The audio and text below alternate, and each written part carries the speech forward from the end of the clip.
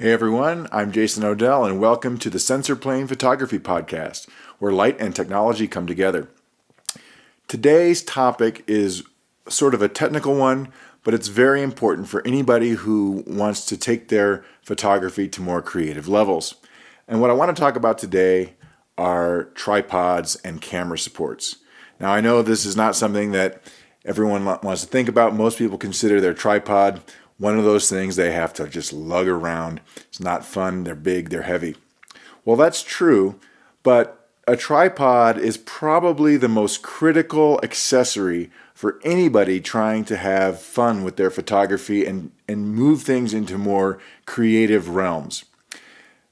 As cameras have gotten better, ISO performance has gotten better, we're able to take fast shutter speeds, shoot in the dark practically. The whole idea of being able to crank up shutter speeds is to eliminate camera shake or to freeze subject motion. And that's important and that's incredibly useful. I mean, there's nothing like being able to walk around on the street and in ambient light get a perfectly usable shot just hand holding. It's easier, there's more freedom. But sometimes there's going to be situations where you want to do something different. You want to shoot at a lower ISO just because possibly to improve image quality. While the cameras of today certainly deliver excellent results at ISOs above 800 and 1600, in some cases even 3200 or 6400, you're still going to get the cleanest images when you shoot at your camera's base ISO, 100 or 200. That's true with any camera. As you increase your ISO, you also start to lose color saturation and dynamic range. So your best quality images are always going to be at the lowest ISOs. Now, you got to shoot with the settings that work for your situation. So sometimes, obviously, shooting with high ISO is really important. It's necessary. But if you can shoot where shutter speed no longer holds you back, in other words, camera shake is not going to be a problem, then there's a bunch of creative techniques that you can do and look at really improve things. And some examples of this are HDR, long exposures, panoramic shots, things where you want to have more precise framing or you want to keep the camera absolutely still where you're trying to use a long exposure to blur subject motion. So let's take a look at some of those examples of those kinds of shots. Here's a traditional landscape shot, but I was shooting directly into the sun, and as such I had stopped all the way down to f22 to create that little starburst pattern in the sun. My shutter speed then was 1/10 of a second, so my tripod enabled me to get a sharp shot without having to raise my ISO. In this image, I created an HDR, and with an HDR I wanted to make sure that my frames were identical and they were perfectly aligned when I brought them into the HDR software. So my tripod here was essential as well. Here's a waterfall shot which I used a shutter speed of 15 seconds to blur the water. So my tripod here was absolutely mandatory to create the solid foundation for this image. Here's another long exposure that I did. This one was several minutes long, and so my tripod enabled me to get that shot in the middle of the day using a neutral density filter on my camera. Lastly, I've got a night shot, again about a 30-second exposure down here in Colorado, and to get the movement in the shot I needed to have a tripod. Okay, so you've seen what those effects are with long exposure with HDR. These are all kinds of images where having your camera supported by a tripod is really important. It's critical. So let's talk about the kinds of tripods that are out there. It's not a sexy subject, but as far as camera gear investments go, we don't usually talk about investing in things, maybe lenses that you can use on future cameras. A tripod and a head are two things that you can pretty much buy once, do it right, and then use practically for the rest of your life. You can use them forever if you get a good one. So let's take a look at some of the options out there for tripods. And I want to start off by showing what not to get. And this is a tripod that came with a video camera that I bought, and it's perfectly usable for that. It's compact. It's aluminum. It's got these legs that extend out. It's not the heaviest thing. It's not lightweight, but it's not too bad. It's perfectly useful for when I'm taking videos with a video camera. It's got a couple of features, though, that I would caution anyone against from a photography standpoint. The first feature that you'll notice is that it's got this leg brace here in the center. And that's fine for creating a stable platform for video or in studios. But what this means is that with this tripod, I cannot adjust these legs independently of each other. So when I fold one up, I fold all of them up. So that's a problem. The second feature of this tripod that I would caution anyone who's into photography against getting is the pan tilt head. Again, this is useful for video. It's got a three-way. I can pan it, I can tilt it up and down, and I can even flip the camera on end for portrait orientation. The problem with this 3-axis setup for normal outdoor photography is that it gets cumbersome to use. You're always having to adjust multiple controls to get things just right. So again, it's good for video, not so great for still photography. And one other problem here is that this head, this assembly, is built into this tripod. I can't remove it. I can't swap it out for a different type of head. So any kind of tripod here that is sort of the all-in-one thing, you might think you're saving some money, but you're going to end up being frustrated with it, and that's money better spent investing on a higher quality tripod. So what we're going to look at are tripods that come with independent legs and separate heads. We can buy them interchangeably, as well as some different ways of mounting your camera. So let me pull up a really useful tripod. This is a Gitso tripod. Now I've added some padding here to the legs. These are just neoprene covered foam pads. It just makes it a little bit more comfortable to hold it in the field, but not important. This particular tripod has independent legs. They're made out of carbon fiber. You can also get these in aluminum.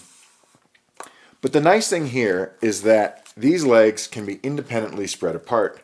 So if I'm on uneven terrain, I can adjust my tripod better. I can also adjust these legs to spread out to the point where they're almost flat. They can go all the way out like this, although you can see that. Okay. So this tripod, compared to my cheapy one, is infinitely more adjustable. The other thing I've done with this tripod is that it used to have a center column here, the part that you can adjust up and down. And I've removed it on this tripod.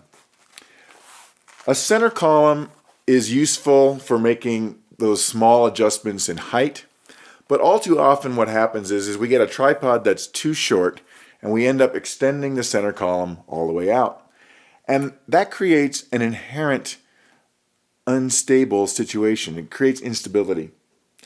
So what I've done on this tripod is I've removed the center column altogether, and I've got a replacement kit here for it, which is a base mount. This is one by Markins. You can get that, and it fits into where the center column might have been.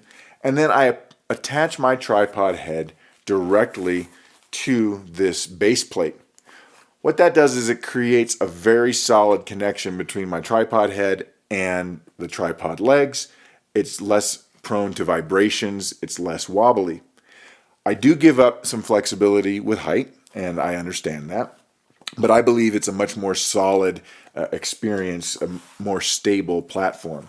So if you're looking to buy a set of tripod legs, one of the things you should do, especially if you get one that you're going to remove the center column on, is before you buy it, look at the maximum length of that tripod. They'll come in different sections and a maximum extended height. And that will be for just the tripod. Then you can add in the height of your tripod head. We'll talk about those in a minute. And your camera. And you can figure out if it's the right height for you. One thing you should do, if you can, is try to get a tripod that is a little bit taller than you are.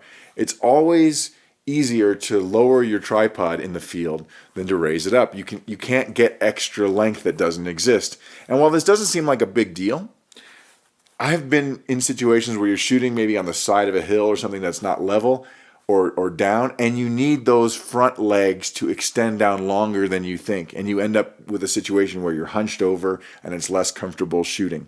So think about getting a tripod that might be a little bit taller than what you might go for just on your height alone. So this is a Gitzo 2 Series tripod. It originally came with a center column. I removed it and replaced it with a Markins base plate. If you want to move up in the tripod realm, you can get larger sizes.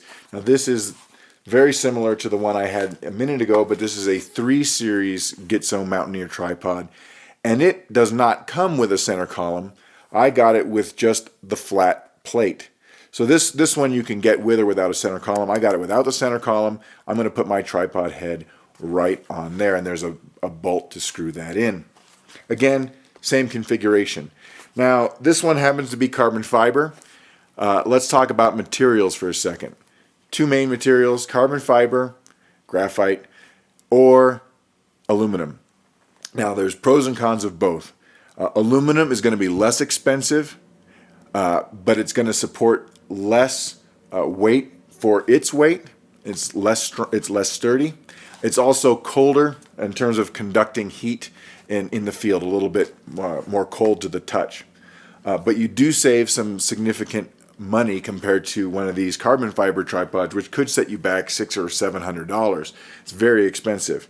The nice thing about the carbon fiber tripods is that compared to the aluminum one of a similar size, they're lighter, they're more rigid, and they tend to hold more load. So I can actually hold a 600 millimeter lens on this 3 Series Gitzo, whereas previous generations of this tripod, or the aluminum ones, I would have needed to use the next larger model up, the 5 Series. So that's pretty cool about this carbon fiber tripod, although I realize that for a lot of people that's going to be way over your budget. So consider that, but aluminum is just as good. You're just giving up a little bit of weight. So those are the legs. And once you got a good set of tripod legs, this is going to last you, if you take care of it, it's going to last you a really long time. Let's talk about how you put your camera on this tripod. And what we're going to talk about are heads. Now, I mentioned already the 3-way pan tilt head that I had on my video tripod. I don't recommend those. You can get them. They're not expensive. They tend to be big, bulky. They got lots of little knobs and stuff that comes out of them. I used to use one, and they're certainly usable. But then I moved to ball heads, and I really like using ball heads. And these guys right here, I've got 2 different sizes. These are really right stuff, but Kirk makes them, Markins makes them, Arca Swiss makes them. These are some great ball heads. And what I really love about these is that they give you pretty much one knob to control fluid motion in any of these axes here, and then they've got a little drop notch that you can put your camera into if you want to really pitch it up or if you want to go in a portrait orientation.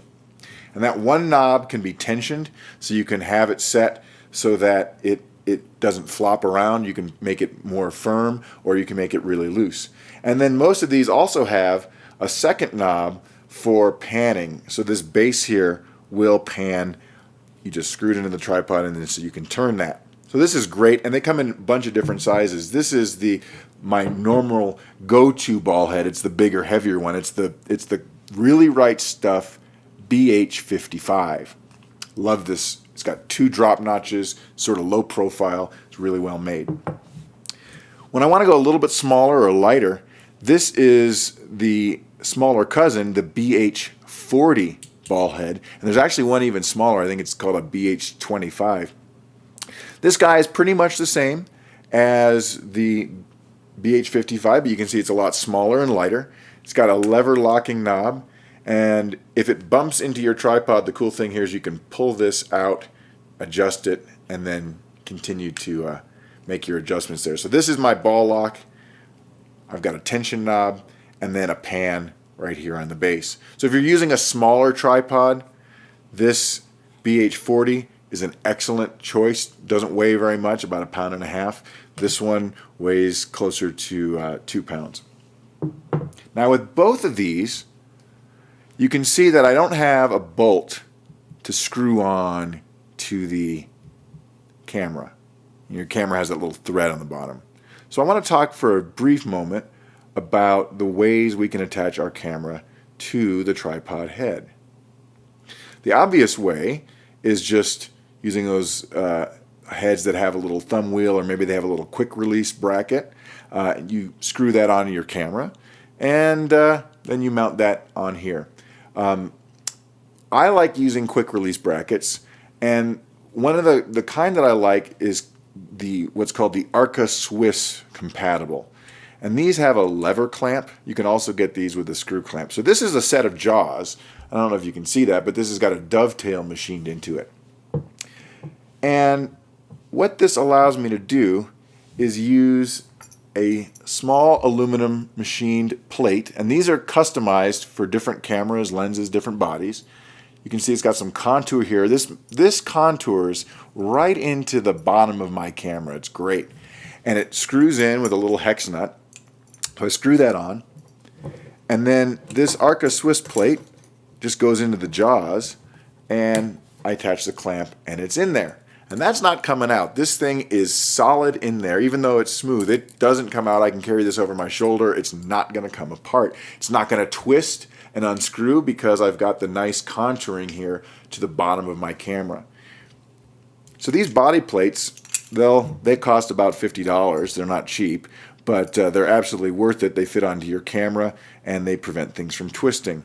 Now, if you use one of these, one challenge that we get ourselves into is when we have to change orientations between, our normal, here's my camera, my normal orientation or my portrait orientation. And for people who do a lot of landscape shooting, you're changing orientations a lot. The accessory that I recommend, and I've got one here on my D4, is called an L bracket. And it's a little bit more expensive than just the regular body plate. And here is an L bracket. This one is from Really Right Stuff, but you can also get them from Kirk Photo. They're both equally good, made out of a single piece of machined aluminum. You're going to attach it to the bottom of your camera, and then you put this into the jaws of your ball head, and you shoot away. Okay, so you can imagine the camera being in here. Normally, when you want to switch orientations, if you just have the bottom plate, what you've got to do is put your camera into this drop notch. You got to tip it on end. Now it's bumping down here, or maybe go this way. Readjust everything, and it can get kind of clumsy, and it adjusts your position a little bit, makes it less comfortable to shoot. And more importantly, it puts your camera, it takes it off of the center of axis of your tripod. You normally want the weight right over the center of your tripod. When I flop this down, my camera is now hanging off to the side, and that's going to be inherently less stable than if I were on top. So the beauty of an L bracket is if I want to switch shooting positions, all I've got to do is unclamp, put this in here with another dovetail, and now my camera is pointing in portrait orientation. Very simple to do, very strong, it works just great. So those are my recommendations for tripods. Let's just sort of recap what you should look for when you're buying a tripod. Again, budget's going to have a lot to do with it, and the best way to save money on a tripod is to skip the carbon fiber and get the aluminum ones. That's going to save you some money at the expense of tripod weight. Get a tripod, whichever kind you get. This is Gitzo, but you can get other brands too. Get a tripod that is going to be high enough for your gear and your height so that you can comfortably shoot with it, and hopefully you can extend a little bit farther beyond, make it a little bit too high so that when you're shooting on unlevel terrain, uneven terrain, you'll be able to extend those legs out farther. You want to get one that has independent leg spread without the center brace. you want to get one that has a load capacity that exceeds the maximum amount of gear that you're going to put on that. So most of these tripod legs, they'll say rated to 20 pounds, 15 pounds, 10 pounds, whatever it might be. You want to add in the weight of your ball head and your camera and your biggest lens. Figure out what that is and get a tripod that's load rating exceeds whatever your maximum is. So if you've got a 600 millimeter lens, you're going to want to make sure that you've got a tripod that can support it plus your camera and any head that you're using. You can also choose a number of sections. This is a 4-section tripod, 1, 2, 3, and 4. If you get these carbon fiber tripods, they are just as rigid with 4 sections as they are with 3. Earlier tripod designs, older tripods, would be more rigid with the fewer sections you had. This isn't true anymore. You can get, at least with the Gitsos, a very rigid tripod and can hold just as much load with 4 sections or 3. Now, fewer sections is a little bit easier to deploy in the field. 4 sections tends to mean that you have a slightly more compact form factor when you're packing these. And most of the time when I'm traveling, if I have to get on a plane, this is the one piece of gear that I'm putting in my luggage. So I want to make sure that I have a suitcase that I can fit this in my suitcase. I'll usually take the ball head off and have it separate. So independent leg spread, you want to get a 0 center column if you can, or you can replace the center column with one of these Markins base plates. Get yourself a nice ball head if you can afford it. These are really nice. They will last you forever. And then the Arca Swiss clamp, which uses a little dovetail bracket to mount to your camera. Those are really nice. They will prevent twisting, unscrewing, and if you really want to go for it, you get the L bracket, which allows you a lot more flexibility. It allows you to keep your camera directly over the center of the tripod, either in landscape or portrait orientation. So those are my tips for buying a tripod. It's a real important accessory. If you do it right the first time, you will thank yourself later because you won't be spending money iteratively saying, gee, this one really isn't good enough, let me get the next one. So this is your best bet. Ball head, legs. Have fun out there, and I will see you next time on the Sensor Plane Podcast.